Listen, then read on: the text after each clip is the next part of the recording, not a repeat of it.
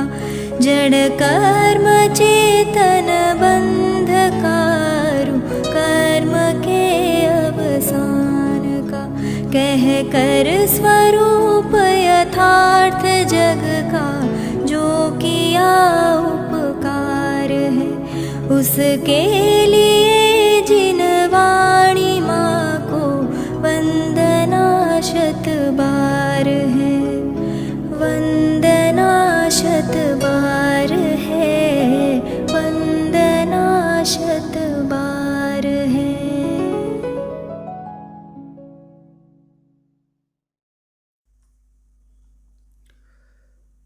ओम नमः सिद्धेभ्यः ओम नमः सिद्धेभ्यः ओम नमः सिद्धेभ्यः।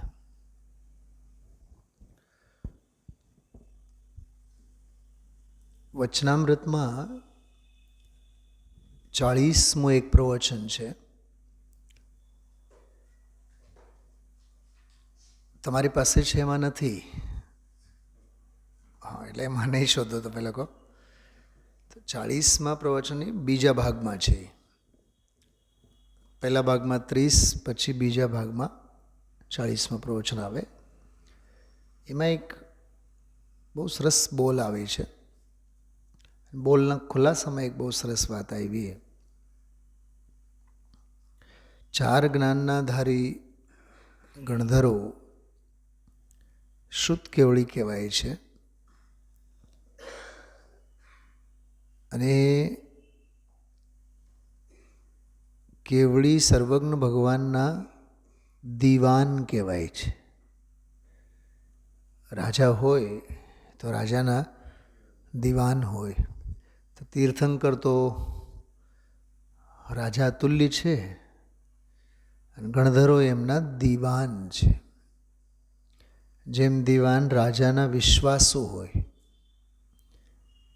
રાજાની દરેક વાતમાં એની સંપૂર્ણ સહમતિ હોય, એમ સર્વજ્ઞ ભગવાન તીર્થંકરની દરેક વાતમાં ગણધરોની સહમતિ હોય. પોતે આચાર્યોના પણ આચાર્ય હોય. ગણધરો આચાર્ય પરમેષ્ઠીમાં આવે. સાધુ પદથી, ઉપાધ્યાય પદથી અને આચાર્ય પદથી પણ ઊંચા, અરહંત પદથી નીચા, પણ સાધકોમાં સર્વોપરી. ગુરુદેવશ્રીએ એમાં બહુ સરસ વાત કરી. કાલનો કોઈ દીક્ષિત હોય ને સાધુ, એટલે કેટલાક કલાક પહેલાંનો દીક્ષિત થયેલો હોય. તો ગણધર તો આચાર્ય છે, આચાર્યોના પણ આચાર્ય છે.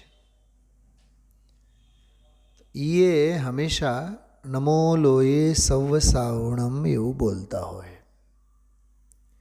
તો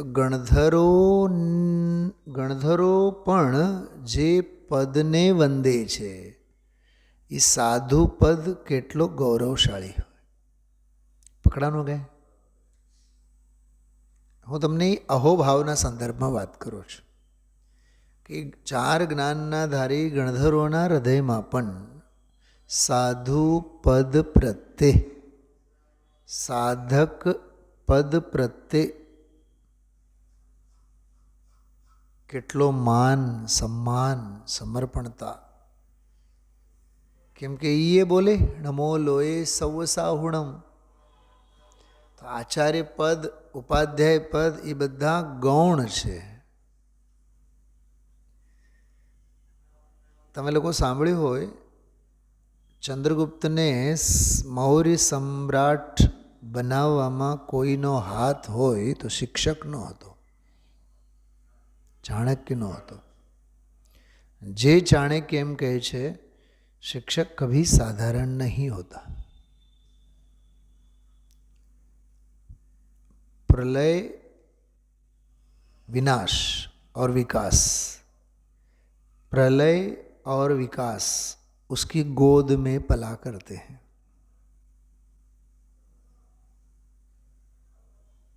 डॉक्टर राधाकृष्णन नाम સાંભળ્યું હોય? સાંભળ્યું છે ભાવેશભાઈ? 5 સપ્ટેમ્બર 5 સિતંબર શિક્ષક દિવસની ઉજવણી કરતા હોય ને, તો એના જન્મદિવસના ઉપલક્ષમાં શિક્ષક હતા, રાષ્ટ્રપતિ પદ સુધી પહોંચ્યા. અબ્દુલ કલામ શિક્ષક હતા, બરાબર ને, કોલેજ લેવલમાં ભણાવતા, લેક્ચરર પ્રોફેસર તરીકે હતા, પણ રાષ્ટ્રપતિ પદ સુધી સિદ્ધિ મેળવી. અબ્દુલ કલામનું એક બહુ સરસ વાક્ય છે, being a teacher I will feel respect forever. એક શિક્ષક હોવા પનાનો ગૌરવ મને હંમેશા રહેશે. રાષ્ટ્રપતિ પદની વાત નહીં કરી એમણે. આ લૌકિકમાં પણ આપણે આવા બધા મોટા મહાપુરુષોના જીવન ચરિત્રો વાંચીએ તો એ લોકોના જીવનમાંનું ડેડિકેશન ખ્યાલમાં આવે. બેનો, તમને ખબર છે દ્રૌપદી મુર્મુ? બેન, તમને ખ્યાલ છે દ્રૌપદી મુર્મુ?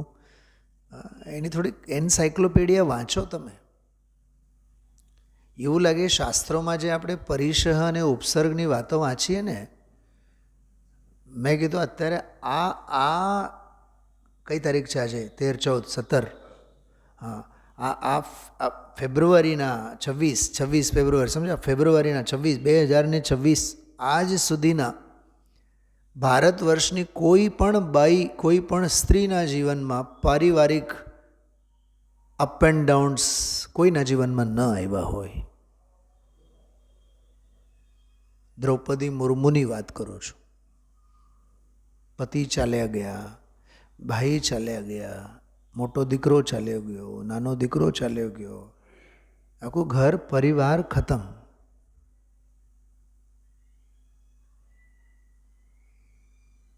તો રાષ્ટ્રપતિ છે, આપણે ન કહેવાય, પણ એ જે પણ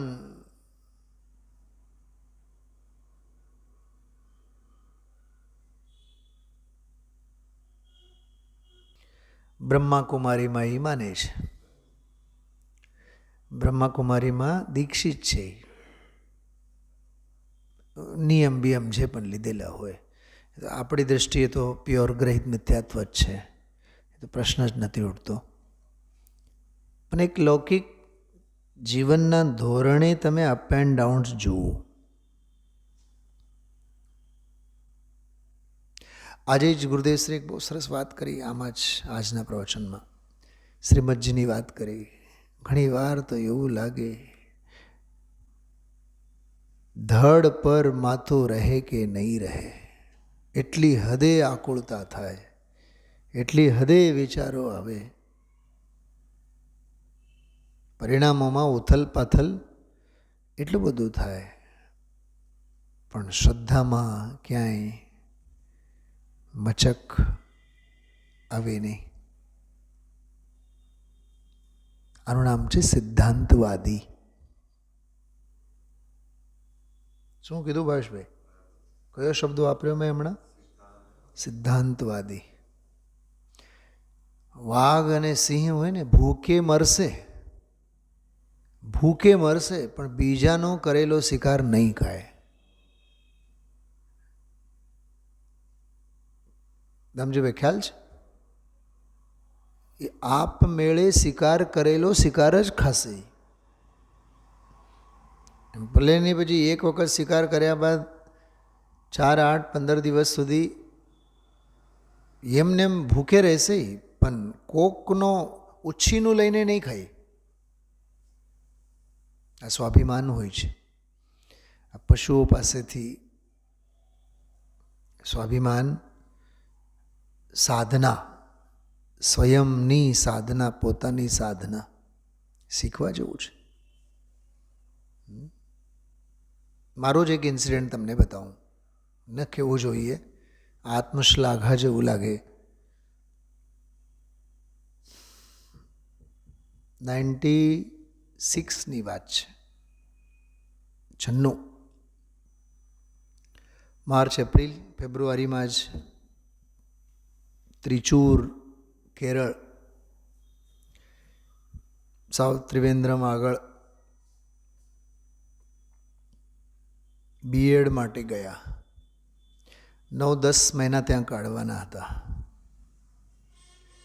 હ્યુમિડિટી બહુ હોય, જમવાનું કાંઈ બહાર મળે નહીં.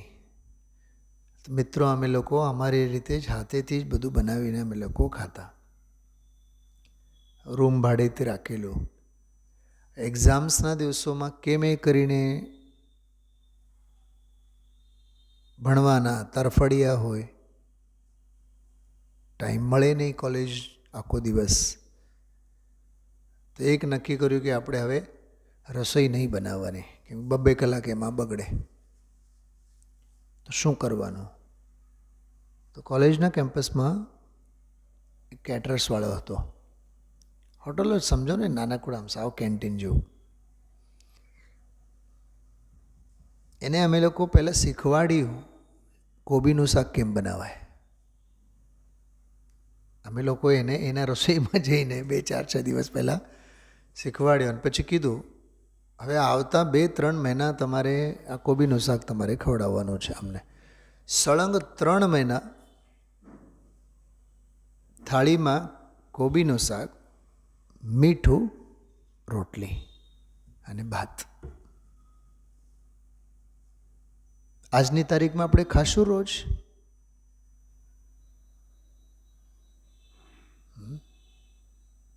એક જ થાળી રોજ ખાશું 3 મહિના.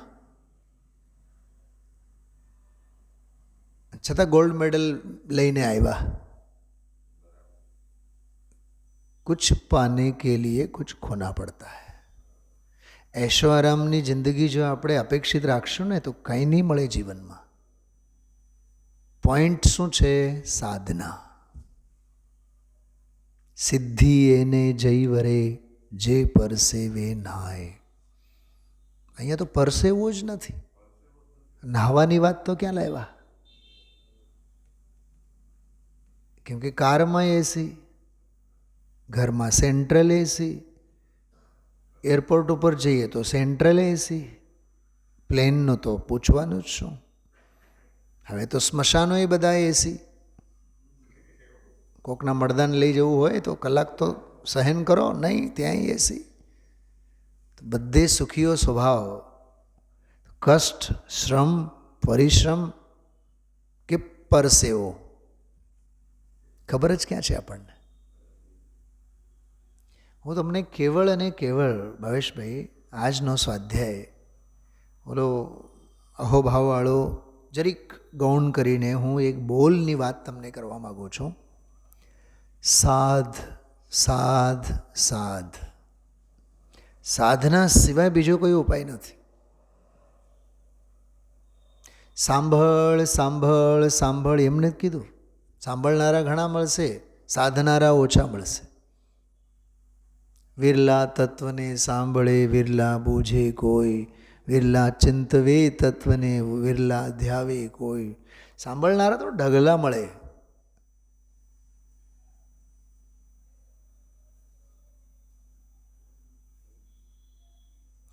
ઓલા વડોદરાના છે ને આપણા અજીતભાઈ, બધી સંસ્થાઓમાં ખૂબ પૈસા વાપરે અને ધારીવાલ. કોરોનાના કાળમાં એમણે બહુ સરસ અભિયાન ચલાવ્યું. ઘરેથી જ ગુરુદેવશ્રીના પ્રવચનો એમના ચેનલ પરથી અપલોડ કરે અને બહુ સિસ્ટમેટિકલી એમ જનવાણી સ્તુતિ, વ્યવસ્થિત પ્રવચન, છેલ્લે સ્તુતિ. અને આજની તારીખમાં એ બરાબર એ રીતે જ ફોલો કરે છે, સબ્જેક્ટ વાઇઝ બધું.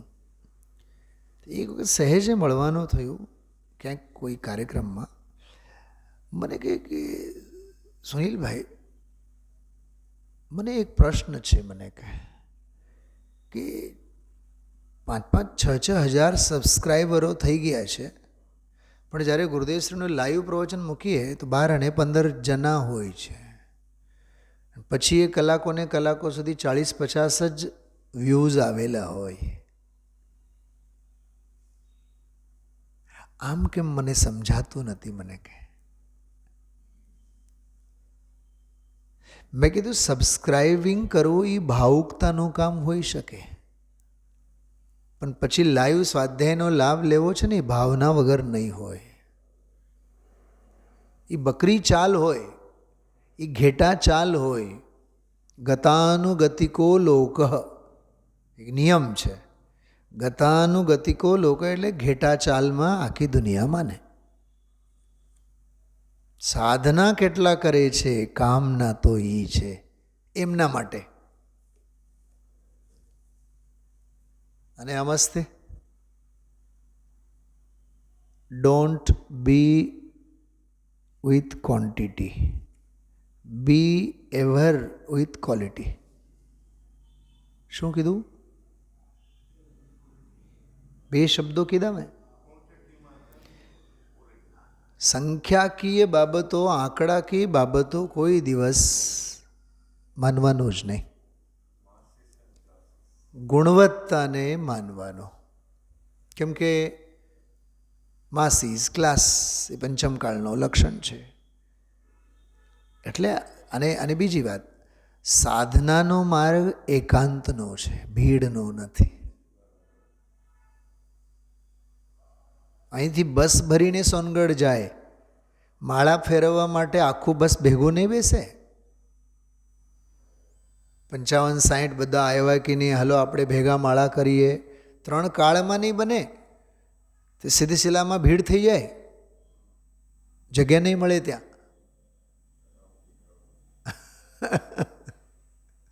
ખ્યાલમાં આવ્યું? સાધના તો હંમેશા એકલાને જ કરવાનો હોય. મેં એકાકી એકત્વ લીએ સબ ही आते, तन धन को साथी समझा था पर ए भी छोड़ चले जाते, हो धर्म हमारा चिर साथी. મૂળ માર્ગની વાત છે. બોલાવી અમાય આવે. માત્ર કહેવું પરમાર્થ હેતુથી રે, પરમાર્થના હેતુથી જ કહેવાનો અભિપ્રાય છે. 11મી ગાથામાં જેને ભૂતાર્થ કીધું, 6ઠી ગાથામાં જેને જ્ઞાયક ભાવ કીધું, 38મી ગાથામાં જેને એક ભાવ કીધું, શુદ્ધ ભાવ કીધું. કેવી અદ્ભુત વાત છે. તો પોઈન્ટ છે સાધના. આપણે તો એક ભક્તિ પણ વૈરાગ્યના પ્રસંગે હંમેશા ગાતા હોય. साधना के रास्ते आत्मा के वास्ते चल रे राही चल. આત્મા કે વાસ્તે, વાસ્તે એટલે એના માટે, એના હેતુએ. અને સાધના કે રાસ્તે, એકલાનો માર્ગ છે. અહમ એકો ખલુ શુદ્ધો. એટલે આજના અહોભાવમાં દામજીભાઈ પકડજો, હું જે કહું છું, દેવગુરુ ધર્મ આદિકના ભક્તિરૂપ શુભ અહોભાવની વાત નથી. સ્વરૂપની સાધનારૂપ શુદ્ધ અહોભાવની વાત છે. માર્ગમાં શુદ્ધ અહોભાવ કામ આવે. ઓલો અહોભાવ તો સ્વર્ગે પહોંચાડે વધી વધીને.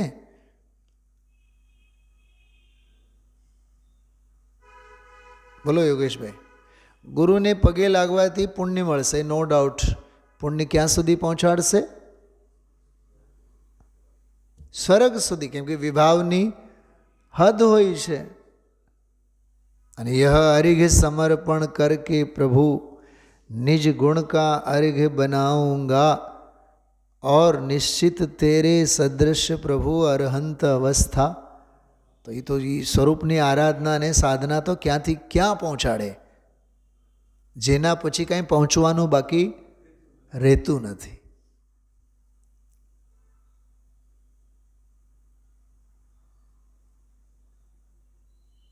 એક બીજી વાત કરું, બહુ સરસ સમજશો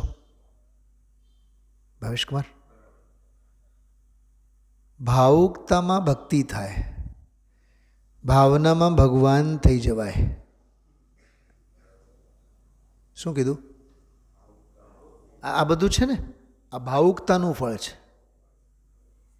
વ્યવહાર એ ભાવનાનું ફળ છે વધી વધીને. પણ ભાવના એટલે સ્વરૂપની એકાગ્રતા. એનાથી તો ભગવત પદ મળે.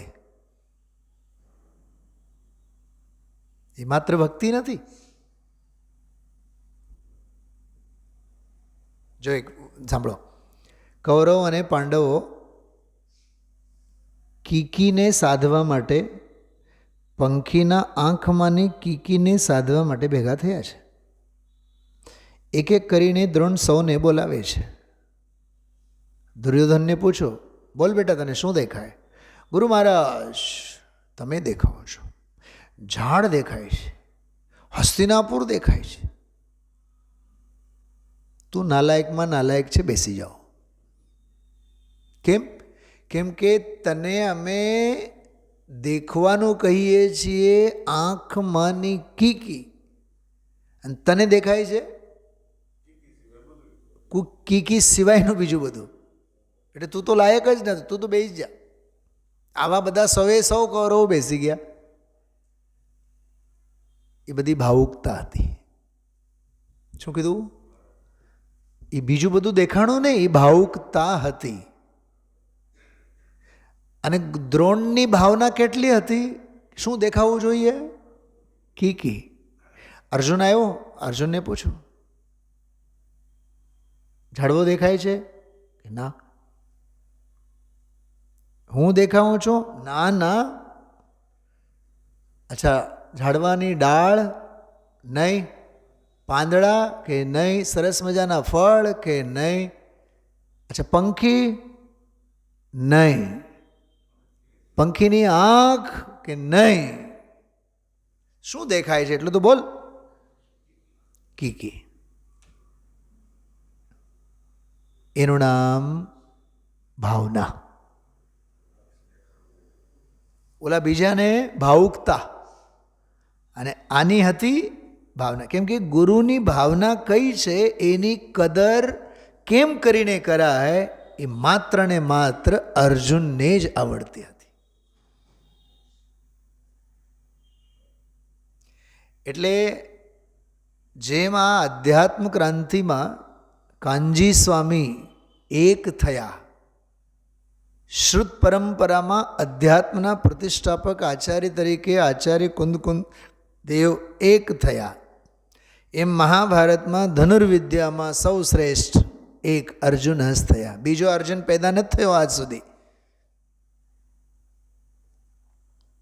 કેમ કે ઓરિજિનલી ઓરિજિનલ જ હોય.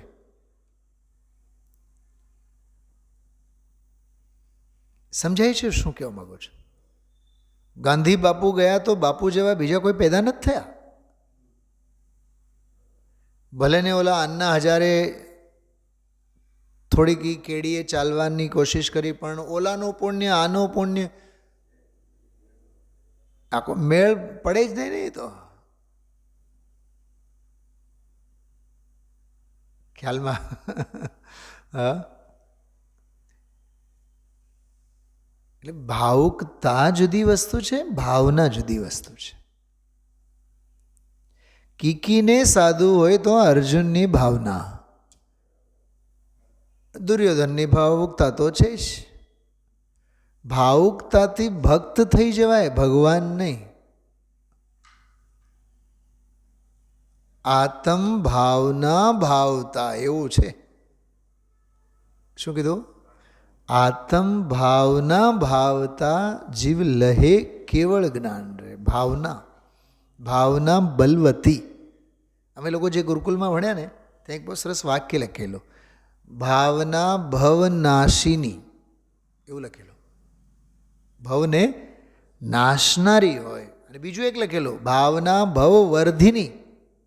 જો ખોટી ભાવના હશે તો ભવ વધ્યા રાખે, અને સાચી ભાવના હશે તો ભવ કપાય કપાય અને કપાય. નિયમથી ભવનો અભાવ થાય. તો આ મેં 24 મિનિટ સુધી જે વાત કરી એ ખ્યાલમાં આવ્યું? સાધનાનો બીજો કોઈ વિકલ્પ નથી. ચેમ્પિયન્સ ડોન્ટ હેવ એક્સક્યુઝ એમ કહેવાય છે. ઇંગ્લિશમાં એક પ્રોવર્બ છે, વિજેતા હોય ને વિજેતા, જગત જેતા વિજેતા અજાત શત્રુ, કોઈ દિવસ શોર્ટકટ નહીં અપનાવે, એ પડકાર નહીં ઝીલે. એટલે જે બોલની હું આપ સૌની સામે વાત કરવા માગું છું, અતિશય માર્મિક બોલ છે અને આના જ પડઘા તમને એમાં દેખાશે. એ એક જ બોલની વાત કરશું આપણે અને એ આના સંદર્ભમાં જ છે, અહોભાવના જ સંદર્ભમાં એની વાત કરીએ છીએ.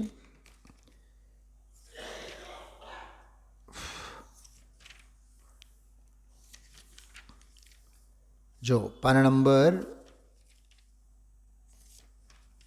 131 પાનું છે, જો 130 પાનો.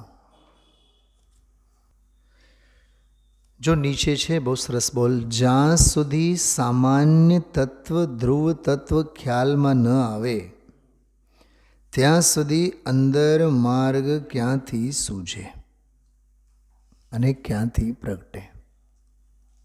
ખ્યાલમાં ધ્રુવને લેવાનું છે. ખ્યાલ પોતે અધ્રુવ, પણ અધ્રુવના ખોળામાં ધ્રુવ તત્વ. માટે સામાન્ય તત્વને ખ્યાલમાં લઈ તેનો આશ્રય કરવો સાધકને આશ્રય તો પ્રારંભથી પૂર્ણતા સુધી એક જ્ઞાયકનો જ, દ્રવ્ય સામાન્યનો જ, ધ્રુવ તત્વનો જ. 3 શબ્દો આવ્યા છો, એક જ્ઞાયકનો એમ કહો, દ્રવ્ય સામાન્યનો એમ કહો કે ધ્રુવ તત્વનો કહો, એક જ વાત છે. આ ત્રણેય પર્યાય આવ્યા છે.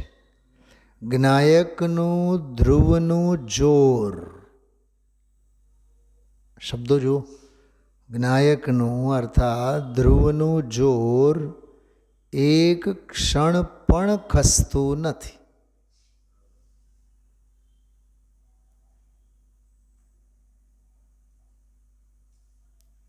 બહુ માર્મિક વાત છે. ગુરુદેવશ્રીએ એક બહુ વિરોધાભાસી દૃષ્ટાંતો આપીને વાત કરી.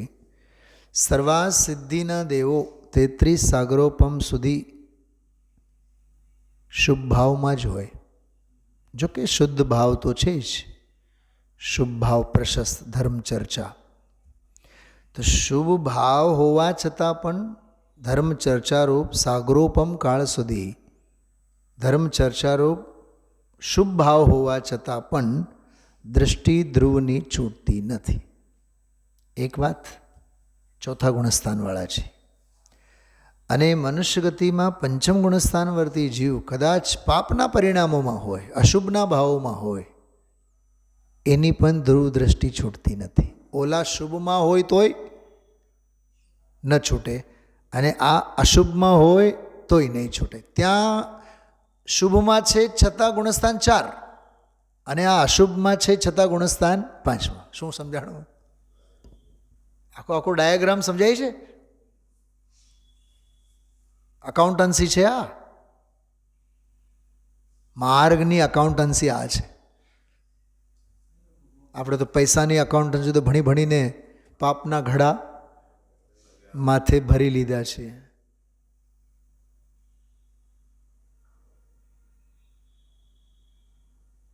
યોગેશભાઈ એક વાત કરો મિત્ર તરીકે, જે દિવસે તમે મારા ખિસ્સામાં કેટલા, મારા અકાઉન્ટમાં કેટલા, મારી બાયડી પાસે કેટલા, મારા કબાટમાં કેટલા અને મની પોકેટમાં કેટલા, એના ભાન ભૂલી જાઓ ને તો સમજી લેવાનું પૈસાનો રસ હવે ઓછો થતો જાય છે. બાકી તો આ સ્મૃતિ દેવીઓ તો હાજર જ હોય.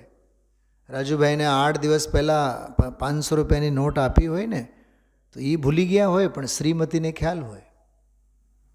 અને જ્યારે કપડાં પછી ધોવામાં નાખવામાં આવે ને તો જેવી રીતે માર્ગમાં સમ્યક દૃષ્ટિ જીવ શોધીને માર્ગે આગળ વધે, એમ ધોવા માટે કપડાં નાખે એટલે એક ખિસ્સા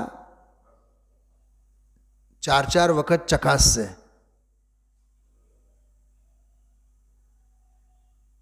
વળી પાછું યાદી અપાવે, પછી પૂછે માયાચારીથી, તે દિવસે 500 રૂપિયા આપ્યા હતા એ આપો. ભાઈ સાહેબ તો ભૂલી ગયા હોય. પછી કે તમને કંઈ ભાન રહે છે? જો ગઈકાલે કપડાં ધોવા નાખ્યા ને એમાં 500 રૂપિયા નીકળ્યા, ધ્યાન રાખજો. આનું નામ છે પૈસો મારો પરમેશ્વરને હું પૈસાનો દાસ, માટે તો તત્વથી હું હંમેશા ઉદાસ.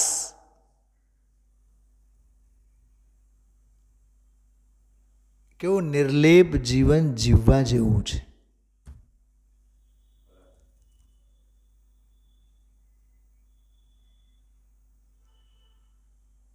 આજે મંગળવાર ને, ગઈકાલની એક કથા સાંભળી હતી. એક મારા મિત્રે કીધું કે અમારા સગામાં છે બેંગ્લોરમાં, એનો પેકેજ છે 1.5 કરોડનો. આજે એની જ કથા એણે કરી. ઓફિસમાં બેઠા હતા અને હાર્ટ એટેક આવ્યો અને ઓન ધી સ્પોટ ખતમ. 24 કલાક નથી થયા સાંભળીને. ગઈકાલની કથા સાંભળીને 24 કલાક નથી થયા. આજે અને મારા હાથમાં આ જ હતો, આ ભાગ જ હતો. તો બોલો, સંસારની આસારતાને સમજવા માટે ક્યાં શાસ્ત્રો વાંચવાની જરૂર છે? 1.5 કરોડનો પેકેજ, અને ઓલા તો મલક મલક કરતા હતા કહેનારા. અને આજે કહે કે હાર્ટ એટેક આવ્યો, ખતમ થઈ ગયા. આનું નામ છે આયુષ તે તો જળના તરંગ, શું રાચીએ ત્યાં ક્ષણનો પ્રસંગ. તોય આપણી અકલ અને આપણી બુદ્ધિ સમજતી નથી. પૈસા પૈસા પૈસા પૈસા, ધંધો ધંધો ધંધો, વ્યાપાર. એટલે આગળના બોલમાં આવ્યું છે, મને તો શાશ્વતી શાંતિ જોઈએ છે. તકલાદી નહીં, શાશ્વતી. બહુ સમજવા જેવું છે. મેં સવારે કીધું પણ હતું, આ સમજીને ઠરીઠામ થવા જેવું છે. ક્યાંય માથું મારવા જેવું નથી. રાજુભાઈ, હવે ધંધો વધારતા નહીં. ફરી પાછો અમીન માર્ગ પર જતા નહીં. હા, શ્રીમદજીનો હંમેશા યાદ રાખાય. છાસ રોટલાની સગવડતા થઈ એટલે મારી આજીવિકા પૂરી. હવે આપણે તો પેટે ભરાઈ જાય, પેટી પણ છલકાતી હોય, પેઢી પણ છલકાતી હોય, તોય પંડિતજી 7 પેઢી. પણ નરક તો 7 જ હોય છે. 7 પેઢીની સગવડતા કરવામાં 7મી નરકે પહોંચી જવાય. એની પછી કાંઈ છે નહીં. કંઈક સમજાય છે હું શું કહું છું? હા, પાપના પોટલા લઈને જવાનું ક્યાં છે? ભોગવી શકવાના નથી, લઈ જવાની સગવડતા નથી. એ રઘુભાઈ શું કીધું? આ સંભળાય છે? એટલે બહુ અદ્ભુત છે આ. જો આમાં આગળ જો વાંચીએ આપણે.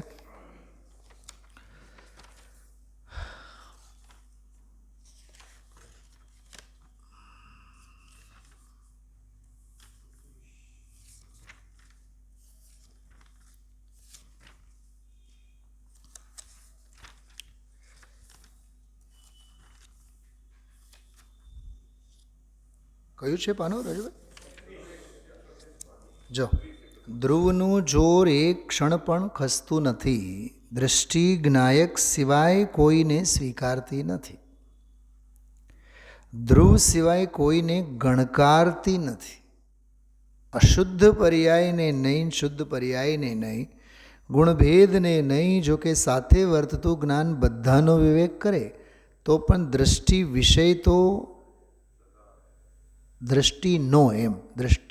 વિષય તો સદા એક ધ્રુવ જ્ઞાયક જ છે, તે કદી છૂટતો નથી. બરાબર? હવે 345મો બોલ કાઢો આગળ. 145માં પાને છે, મોક્ષ માર્ગનું સ્વરૂપ કહીએ. જજો શું શું શું કહે છે? મોક્ષ માર્ગનું સ્વરૂપ જો કહીએ તો અંદરમાં જ્ઞાયક આત્માને સાધજો એમ નથી બોલ્યા, સાધતા રહેશો એમ નથી બોલ્યા, સાધ્યા કરો એમ નથી બોલ્યા, તોછડાઈથી બોલ્યા છે સાધ. તુકારે છે એ સંબોધન. સાધો એમ નથી બોલ્યા, સાધજો એમ રિસ્પેક્ટફુલી નથી બોલ્યા, સાધ ચાપકો મારેલો છે. આજ્ઞાર્થ ક્રિયાપદ છે. સાધ ઊભો થા નથી કહેતા આપણે, ક્લાસમાંથી બહાર નીકળી જા એમ એમ. સાધ અંદરમાં જ્ઞાયક આત્માને સાધ. આ ટૂંકામાં બધું કહેવાય ગયું. ટૂંકામાં અને વળી પાછું બધું. વિસ્તાર કરવામાં તો અનંત રહસ્ય નીકળે, કારણ કે વસ્તુમાં અનંતા ભાવો ભરેલા છે. સર્વાસિદ્ધિના દેવો આવ્યો દાખલો.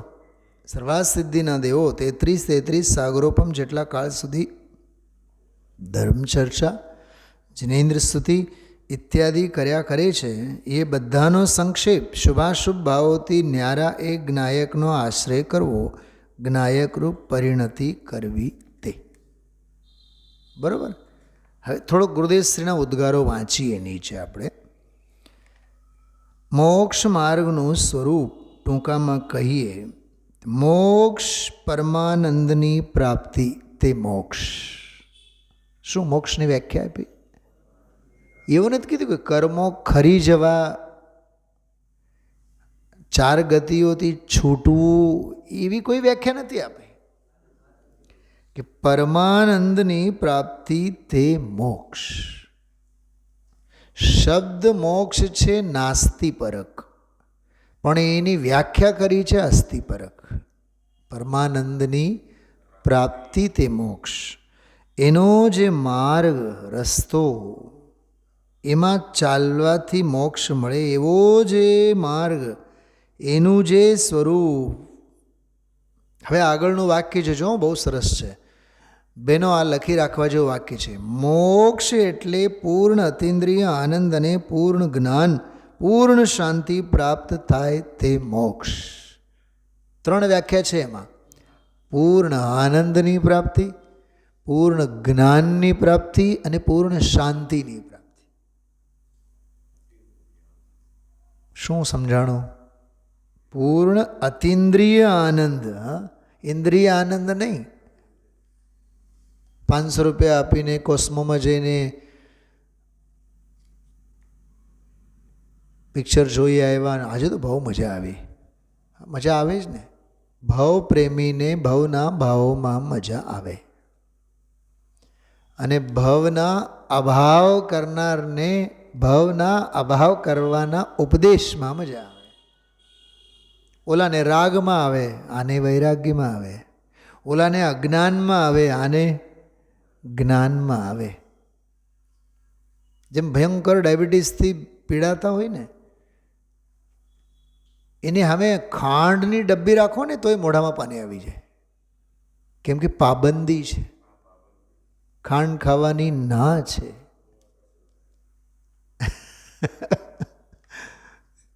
જેને માટે ના પાડવામાં આવે ને એની ચળ ઝાજી નીકળે.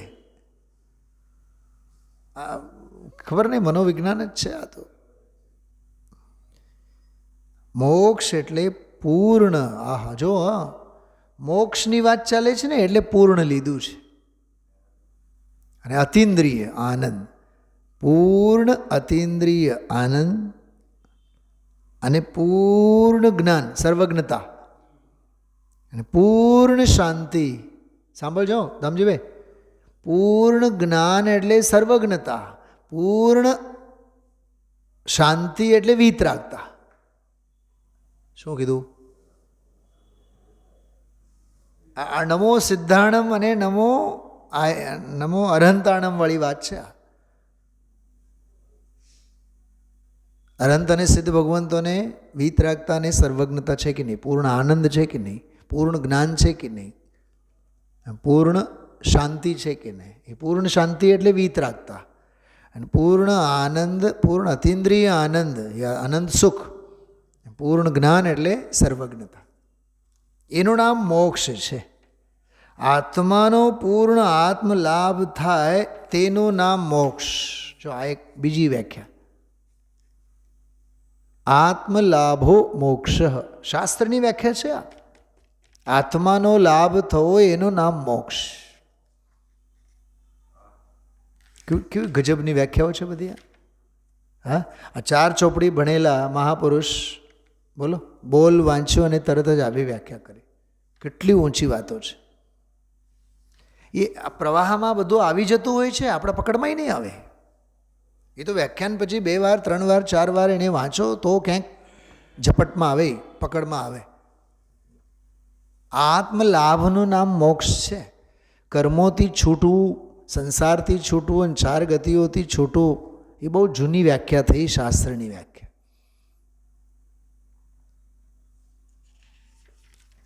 બહુ માર્મિક વાત છે. જો આગળ હજી ભગવાન જ્ઞાયક સ્વરૂપ અંદર વિરાજે છે. જેમ ચંદ્ર શીતળ છાયા જેની છે પૂર્ણ શાંત શીતળ, શીતળ ચંદ્રમાં, એમ ભગવાન અંદર શાંત શાંત શાંત અકશાય સ્વભાવનો ભરેલો શાંતિનો સાગર. તેને શું લખ્યું છે? સાધ. હવે તેને સાધવાળી વાત છે ને, બહુ લાંબુ ચાલશે. 2 પાનામાં ચાલશે, 2-3 પાનામાં ચાલશે. બસ જો, બસ એ સાધ, બસ એટલું જ કરવાનું છે.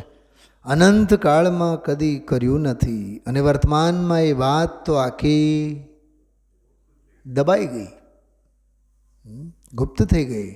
સંપ્રદાયમાં એ વાત છે નહીં, જૈન સંપ્રદાયમાં નથી, તો અન્યમાં તો ક્યાં વાત કરીએ. ઓલા શું કહેવાય, પછી ઓલો સાંઈબાબા અને રજનીશ, બેઉની વાત એમાં થોડીક કરી છે.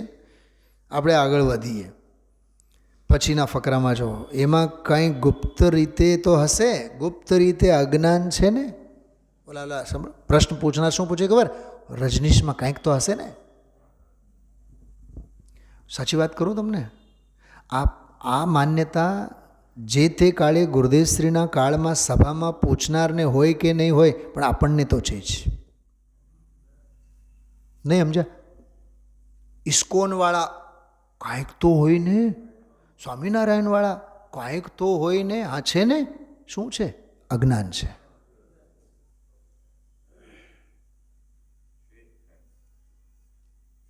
ઓલા શું 3 વાળા છે આપણા રાજકોટમાં?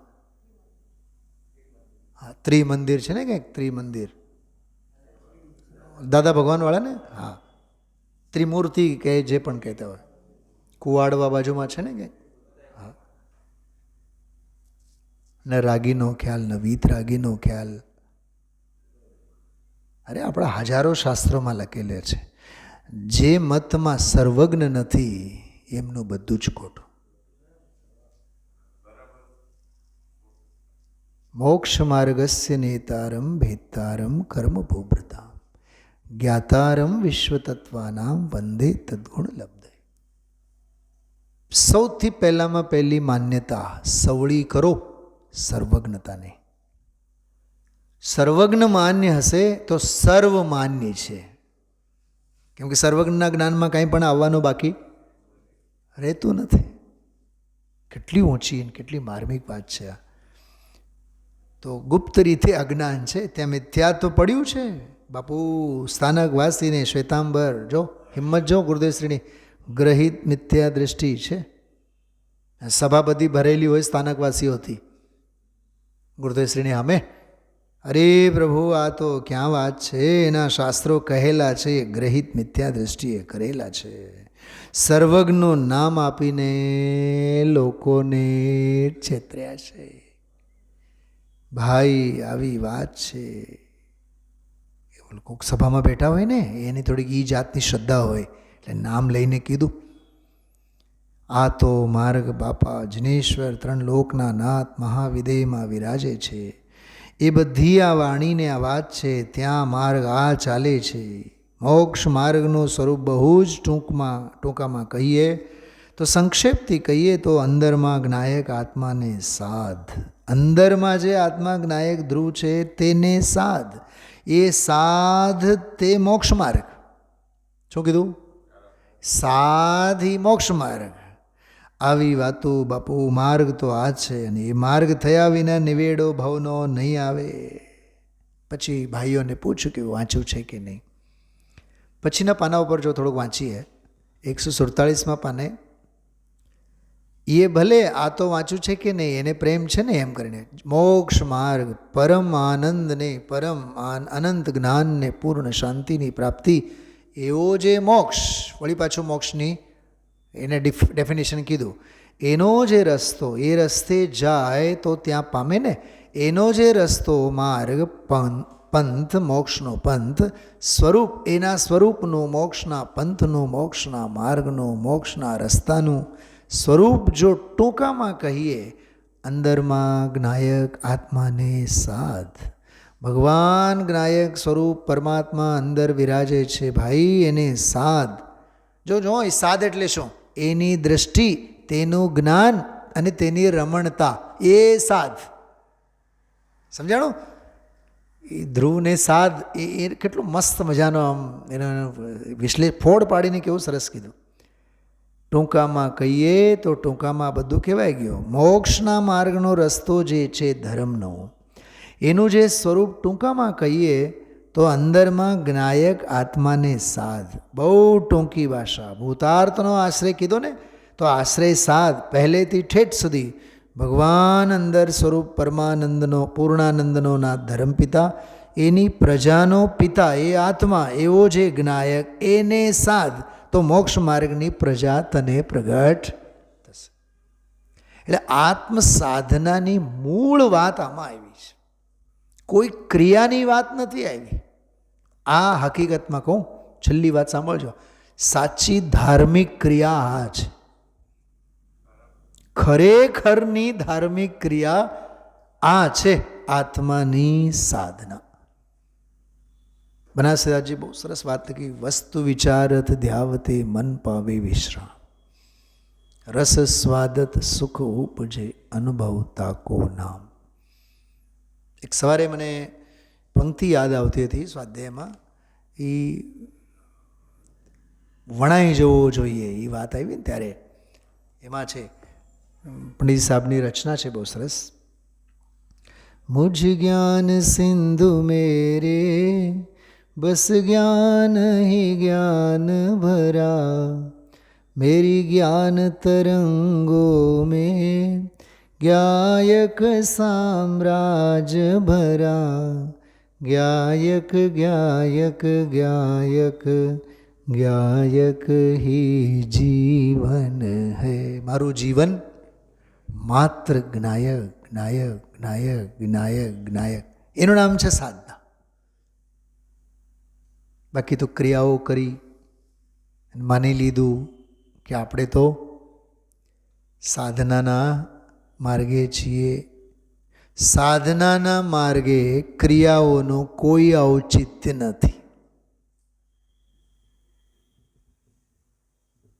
આ છેલ્લો બ્રહ્માસ્ત્ર દાગ્યો છે, સમજાય તો સમજો. તત્વ નિષ્ક્રિય, આનંદ નિષ્ક્રિય, તત્વની સાધના નિષ્ક્રિય, સાધનાનો ફળ નિષ્ક્રિય, અને આપણે બેઠા હોય ક્રિયાઓના ખોળે. મેં માળા ફેરવી, મેં જાત્રા કરી, મેં દર્શન કર્યા. એક વાક્ય આવ્યું હતું આજે, પામરના ગજ ટૂંકા, પ્રભુના ગજ બહુ મોટા. તો તારા ટૂંકા ગજે હા, બાપની બંડી દીકરાને નહીં આવે, કેમ કે એના ગજ જુદા, બાપના ગજ જુદા અને દીકરાના ગજ જુદા. બહુ બહુ અદ્ભુત છે. મારે થોડુંક અહોભાવના સંદર્ભમાં મૂળ સાધનાની જે વાત છે, આત્મ સાધનાની જે વાત છે એ છે.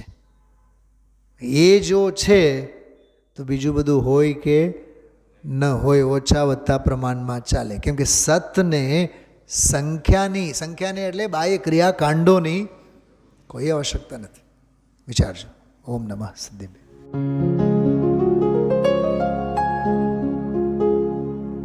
निज निधि निज में बताए यह अनंत उपकार है उसके लिए जिन वाणी माँ को वंदना शत बार है वंदना शत बार है वंदना शत बार है.